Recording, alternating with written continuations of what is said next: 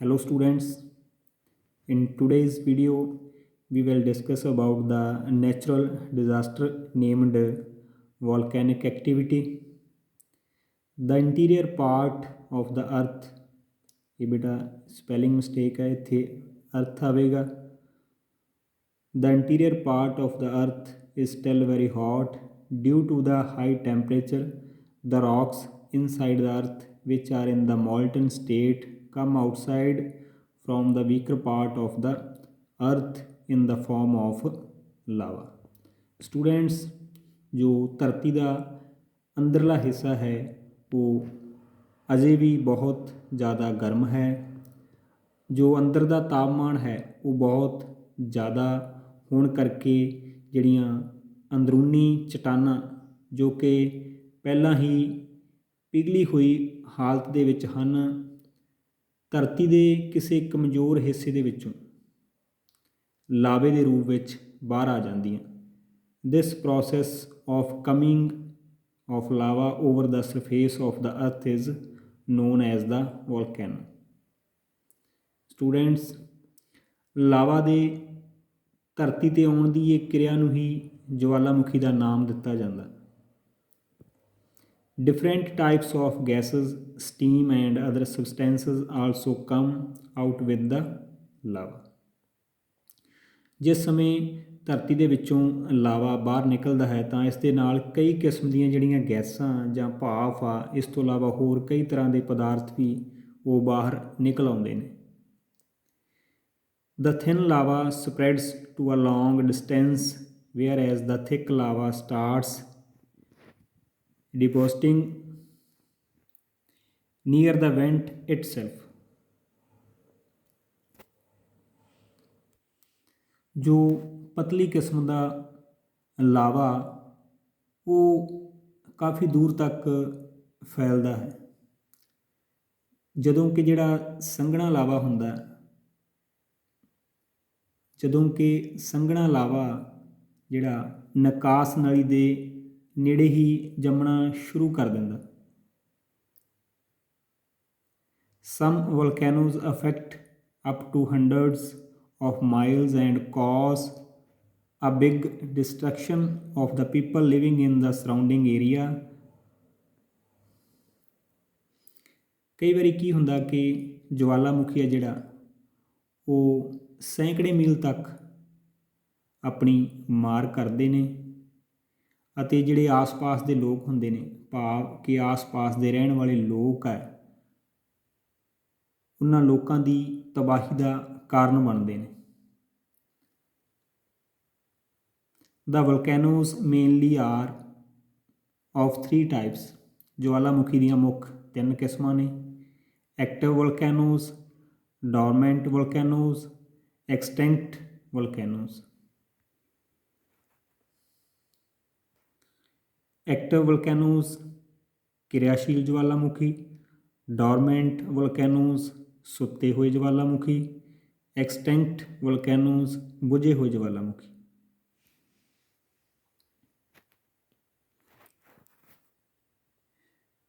The lava comes out of the active volcanoes at different times.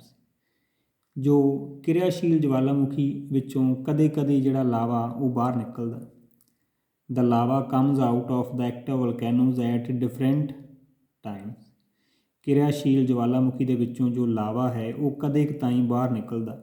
The dormant volcano is at rest for a very long time. ਜੋ ਸੁੱਤਾ ਹੋਇਆ ਜਵਾਲਾਮੁਖੀ ਹੈ ਉਹ ਕਾਫੀ ਦੇਰ ਤੋਂ ਆਰਾਮ ਕਰ ਰਿਹਾ ਹੁੰਦਾ, ਭਾਵ ਉੱਥੇ ਕੋਈ ਮੂਵਮੈਂਟ ਨਹੀਂ ਹੋਈ ਹੁੰਦੀ.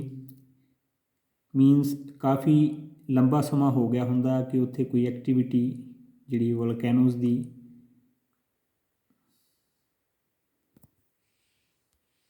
These dormant volcanoes had been active in the past.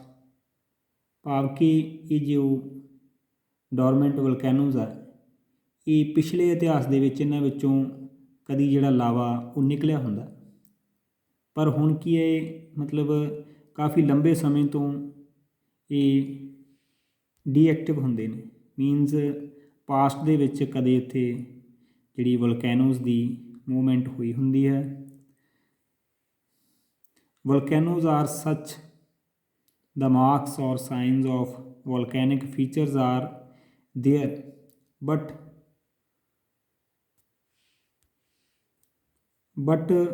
no record of their being active is found in the history। ਜੋ ਬੁਝਿਆ ਹੋਇਆ ਜਵਾਲਾਮੁਖੀ ਹੈ ਉਸ ਜਵਾਲਾਮੁਖੀ ਨੂੰ ਕਹਿੰਦੇ ਨੇ ਜਿਸ ਦਾ ਨਿਸ਼ਾਨ ਤਾਂ ਦਿਖਾਈ ਦਿੰਦਾ ਪਰ ਉਸ ਦੇ ਫਟਣ ਬਾਰੇ ਹਿਸਟਰੀ ਦੇ ਵਿੱਚ ਕੋਈ ਰਿਕਾਰਡ ਨਹੀਂ ਹੁੰਦਾ, ਇਤਿਹਾਸ ਦੇ ਵਿੱਚ ਕੋਈ ਰਿਕਾਰਡ ਨਹੀਂ ਹੁੰਦਾ। But any type of volcano may erupt at any time. ਕਿਸੇ ਵੀ ਕਿਸਮ ਦਾ ਜੋ ਜਵਾਲਾਮੁਖੀ ਹੈ ਉਹ ਕਦੇ ਵੀ ਫਟ ਸਕਦਾ। Most of the volcanoes are found in ring of fire in Pacific Ocean. ਜੋ ਜ਼ਿਆਦਾਤਰ ਸੰਸਾਰ ਦੇ ਜਿਹੜੇ ਜਵਾਲਾਮੁਖੀ ਹੈ ਉਹ ਸ਼ਾਂਤ ਮਹਾਸਾਗਰ ਦੇ ਅੱਗ ਦੇ ਚੱਕਰ ਵਿੱਚ ਹੀ ਮਿਲਦੇ ਹਨ। Some volcanoes are very destructive in nature. ਬਹੁਤ ਸਾਰੇ ਜਿਹੜੇ ਜਵਾਲਾਮੁਖੀ ਹੈ ਉਹ ਬਹੁਤ ਤਬਾਹਕੁੰਨ ਹੁੰਦੇ ਨੇ, ਮੀਨਸ ਤਬਾਹੀ ਲੈ ਕੇ ਆਉਂਦੇ ਨੇ। There was a large scale loss of life and property in 750 square kilometer are with the eruption of volcano in Mexico in the year 1943। 1943 ਦੇ ਵਿੱਚ ਮੈਕਸੀਕੋ ਦੇ ਵਿੱਚ ਜਵਾਲਾਮੁਖੀ ਫਟਣ ਦੇ ਨਾਲ 750 ਜਿਹੜੇ 750 ਵਰਗ ਕਿਲੋਮੀਟਰ ਦੇ ਖੇਤਰ ਦੇ ਵਿੱਚ ਜਾਨੀ ਅਤੇ ਮਾਲੀ ਨੁਕਸਾਨ ਹੋਇਆ ਸੀ। ਮੀਨਸ ਬਹੁਤ ਸਾਰੇ ਲੋਕਾਂ ਦੀਆਂ ਜਿਹੜੀਆਂ ਮੌਤਾਂ ਹੋ ਗਈਆਂ ਸੀ, ਜਾਨੀ ਤੌਰ 'ਤੇ ਉਹਨਾਂ ਦਾ ਨੁਕਸਾਨ ਹੋਇਆ ਸੀ ਅਤੇ ਇਸ ਤੋਂ ਇਲਾਵਾ ਪ੍ਰੋਪਰਟੀ ਸੰਪੱਤੀ ਦਾ ਵੀ ਬਹੁਤ ਨੁਕਸਾਨ ਹੋਇਆ ਸੀ।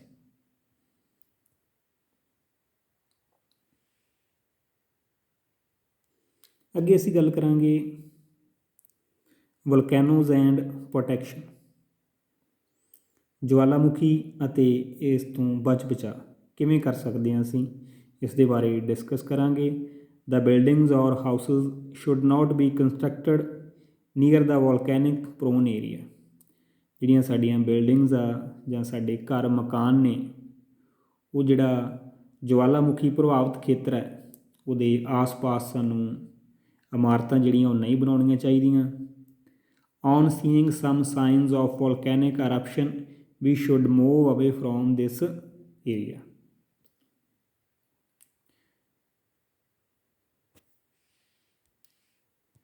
ਜਵਾਲਾਮੁਖੀ ਦੇ ਫਟਣ ਤੋਂ ਕੁਝ ਦੇਰ ਪਹਿਲਾਂ ਕੁਝ ਨਿਸ਼ਾਨੀਆਂ ਦਿਸਣ 'ਤੇ ਹੀ ਸਾਨੂੰ ਇਸ ਸਥਾਨ ਤੋਂ ਜਿਹੜਾ ਦੂਰ ਚਲੇ ਜਾਣਾ ਚਾਹੀਦਾ।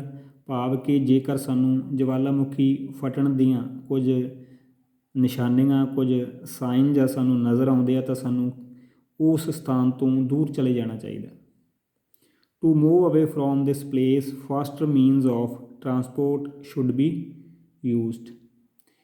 ਇਸ ਜਗ੍ਹਾ ਤੋਂ ਦੂਰ ਜਾਣ ਦੇ ਵਾਸਤੇ ਤੇਜ਼ ਗਤੀ ਵਾਲੇ ਜਿਹੜੇ ਸਾਧਨ ਆ ਉਹ ਯੂਜ਼ ਕਰਨੇ ਚਾਹੀਦੇ ਆ, ਇਸਤੇਮਾਲ ਕਰਨੇ ਚਾਹੀਦੇ ਆ ਤਾਂ ਜੋ ਤੇਜ਼ੀ ਦੇ ਨਾਲ ਉਸ ਜਿਹੜਾ ਵੋਲਕੈਨਿਕ ਪ੍ਰਭਾਵਿਤ ਜਿਹੜਾ ਏਰੀਆ ਉੱਥੋਂ ਅਸੀਂ ਦੂਰ ਜਾ ਸਕੀਏ।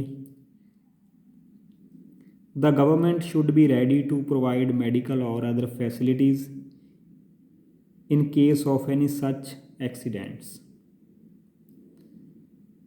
ਜੇਕਰ ਕਿਸੇ ਵੀ ਤਰ੍ਹਾਂ ਦਾ ਨੁਕਸਾਨ ਹੁੰਦਾ, ਮੀਨਜ਼ ਵੋਲਕੈਨੋਜ਼ ਦੇ ਜ਼ਰੀਏ ਕਿਸੇ ਵੀ ਤਰ੍ਹਾਂ ਦਾ ਜਾਨੀ ਜਾਂ ਮਾਲੀ ਨੁਕਸਾਨ ਹੁੰਦਾ ਤਾਂ ਸਰਕਾਰ ਨੂੰ ਜਿਹੜੀਆਂ, ਜੇਕਰ ਕਿਸੇ ਦਾ ਜਾਨੀ ਨੁਕਸਾਨ ਹੁੰਦਾ ਮੀਨਜ਼ ਤਾਂ ਸਰਕਾਰ ਨੂੰ ਜਿਹੜੀਆਂ ਲੋੜੀਂਦੀਆਂ ਮੈਡੀਕਲ ਜਾਂ ਕਿਸੇ ਹੋਰ ਕਿਸਮ ਦੀ ਮਦਦ ਲਈ ਜਿਹੜਾ ਗਵਰਨਮੈਂਟ ਨੂੰ ਤਿਆਰ ਰਹਿਣਾ ਚਾਹੀਦਾ ਤਾਂ ਜੋ ਲੋਕਾਂ ਦੀ ਸਹੀ ਸਮੇਂ 'ਤੇ ਉਚਿਤ ਸਮੇਂ 'ਤੇ ਜਿਹੜੀ ਮਦਦ ਕੀਤੀ ਜਾ ਸਕੇ।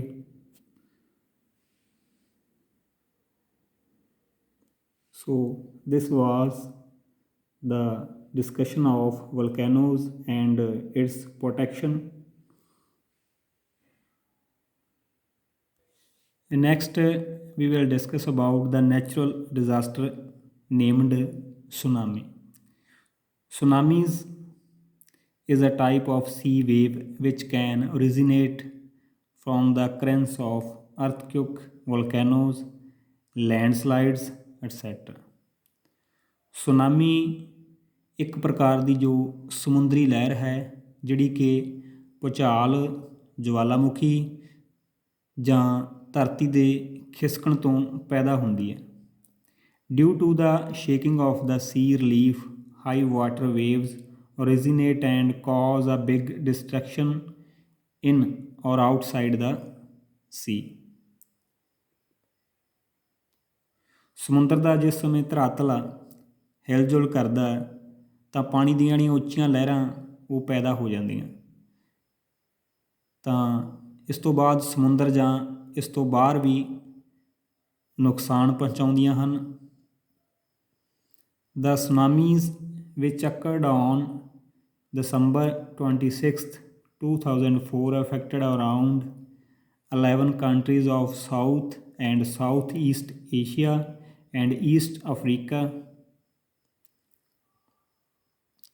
ਸੁਨਾਮੀ ਦੀਆਂ ਲਹਿਰਾਂ ਜੋ 26 ਦਸੰਬਰ 2004 ਨੂੰ ਆਈਆਂ ਸੀ, ਉਹਨਾਂ ਨੇ ਦੱਖਣੀ ਅਤੇ ਦੱਖਣੀ ਪੂਰਬੀ ਏਸ਼ੀਆ ਅਤੇ ਪੂਰਬੀ ਅਫਰੀਕਾ ਦੇ 11 ਦੇਸ਼ਾਂ ਨੂੰ ਪ੍ਰਭਾਵਿਤ ਕੀਤਾ ਸੀ, ਮੀਨਜ਼ ਉਹਨਾਂ ਨੂੰ ਨੁਕਸਾਨ ਪਹੁੰਚਾਇਆ ਸੀ।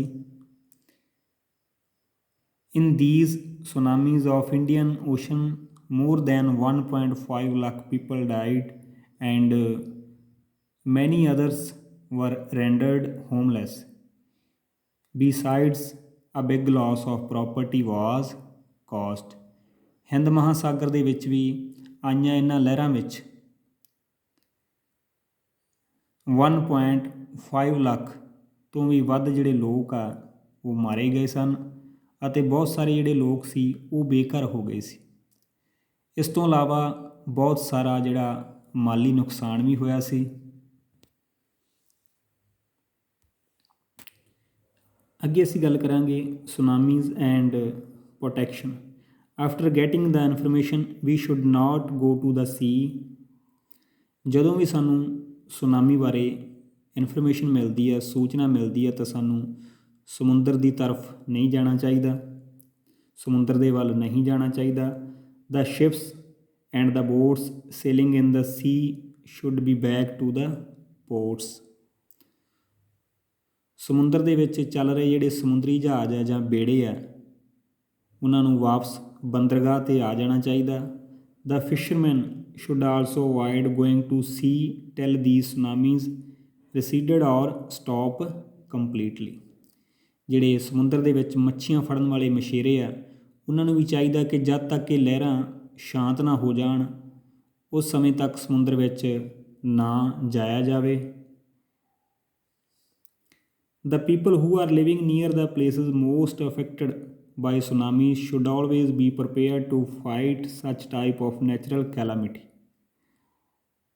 ਸੁਨਾਮੀ ਪੈਦਾ ਹੋਣ ਵਾਲੇ ਜਿਹੜੇ ਸਥਾਨ ਦੇ ਨੇੜੇ ਤੇੜੇ ਜਿਹੜੇ ਲੋਕ ਆ ਵਸਦੇ ਨੇ, ਉਹਨਾਂ ਨੂੰ ਅਜਿਹੀ ਮੁਸੀਬਤ ਦਾ ਸਾਹਮਣਾ ਕਰਨ ਲਈ ਹਮੇਸ਼ਾ ਤਿਆਰ ਰਹਿਣਾ ਚਾਹੀਦਾ। If the tsunamis are approaching fastly towards the sea coast, then the people of coastal area should move away to the safer place। ਜੇਕਰ ਇਹ ਲਹਿਰਾਂ ਜਿਹੜੀਆਂ ਬਹੁਤ ਤੇਜ਼ੀ ਦੇ ਨਾਲ ਸਮੁੰਦਰੀ ਤੱਟ ਦੇ ਵੱਲ ਆ ਰਹੀਆਂ ਹੋਣ, ਤਾਂ ਜਿਹੜੇ ਤੱਟੀ ਇਲਾਕਿਆਂ ਵਿੱਚ ਰਹਿੰਦੇ ਲੋਕ ਆ ਉਹਨਾਂ ਨੂੰ ਜਗ੍ਹਾ ਛੱਡ ਕੇ ਕਿਤੇ ਹੋਰ ਦੂਰ ਚਲੇ ਜਾਣਾ ਚਾਹੀਦਾ, ਭਾਵ ਕਿ ਉਹਨਾਂ ਨੂੰ ਜਗ੍ਹਾ ਛੱਡ ਕੇ ਕਿਸੇ ਹੋਰ ਸੁਰੱਖਿਅਤ ਜਗ੍ਹਾ 'ਤੇ ਚਲੇ ਜਾਣਾ ਚਾਹੀਦਾ। The government should have the complete arrangement to fight with such a problem। We all should help the people who are in trouble। ਸਰਕਾਰ ਦਾ ਵੀ, ਗਵਰਨਮੈਂਟ ਦਾ ਵੀ ਫਰਜ਼ ਬਣਦਾ ਕਿ ਇਸ ਤਰ੍ਹਾਂ ਦੀ ਆਫਤ ਦੇ ਸਮੇਂ ਨਾਲ ਨਿਪਟਣ ਲਈ ਹਰ ਤਰ੍ਹਾਂ ਦੇ ਜਿਹੜੇ ਪ੍ਰਬੰਧ ਆ ਉਹ ਮੁਕੰਮਲ ਹੋਣੇ ਚਾਹੀਦੇ ਆ। ਅਤੇ ਮੁਸੀਬਤ ਦੇ ਵਿੱਚ ਜਿਹੜੇ ਫਸੇ ਲੋਕ ਆ, ਮੁਸੀਬਤ ਦੇ ਵਿੱਚ ਫਸੇ ਲੋਕਾਂ ਦੀ ਜਿਹੜੀ ਸਾਨੂੰ ਸਾਰਿਆਂ ਨੂੰ ਰਲ ਮਿਲ ਕੇ ਹੈਲਪ ਕਰਨੀ ਚਾਹੀਦੀ ਹੈ, ਉਹਨਾਂ ਦੀ ਸਹਾਇਤਾ ਕਰਨੀ ਚਾਹੀਦੀ ਹੈ। This was discussion of tsunamis and its protection। Okay students,